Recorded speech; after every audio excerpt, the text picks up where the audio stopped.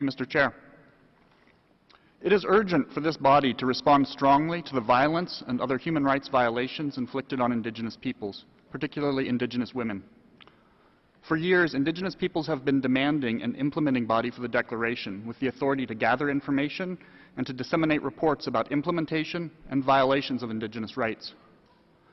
In this regard, the mandate of the expert mechanism contains many elements that can and should be used to good effect.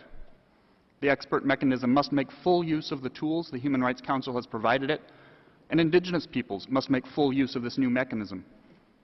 The mandate of the expert mechanism includes preparing an annual report on the status of the rights of Indigenous peoples worldwide. But even more importantly, it can report to the Council as often as desired and make public those reports. It can and should bring issues and situations before the Council not only during its annual report, but at other times as well. The mandate includes identifying, disseminating, and promoting both good practices and lessons learned regarding efforts to achieve the ends of the Declaration. Lessons learned can be almost any information about implementation and violations of Indigenous rights. The mandate also includes identifying needed domestic legislation and policies and providing technical advice on those matters upon the request of states or Indigenous peoples. This gives the expert mechanism the power to investigate and offer recommendations to eliminate harmful elements in domestic law, elements like those that leave Indigenous women and girls less protected and without justice when they do suffer sexual assault or violence. The expert mechanism may seek and receive information from all relevant sources as necessary to fulfill its mandate. The power to ask directly for information from official sources can itself be a very powerful tool for good.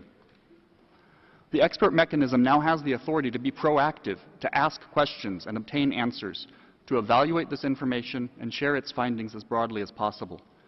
It is these monitoring, review, and reporting functions in paragraphs 2A, 2B, 2C, and 3 that are at the core of the expert mechanism's new mandate. There are, of course, additional elements of the mandate that the expert mechanism and Indigenous peoples must also make use of. In particular, the expert mechanism should coordinate closely with the Special Rapporteur on the rights of Indigenous peoples.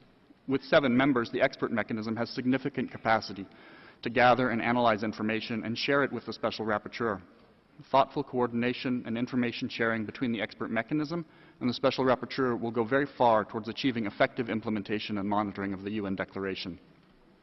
Finally, the public meetings of this body, including intersessional meetings, are important opportunities for Indigenous peoples to report on violations of their rights and on the implementation or failure to implement and respect those rights. The expert mechanism has a strong and far-reaching mandate. The grave situations of Indigenous peoples around the world demand that this body take the terms of this mandate and translate them into institutional practices and procedures that will do real good. We urge each member of this body to listen carefully, to act vigorously, and to speak out fearlessly on behalf of Indigenous peoples around the world. Thank you.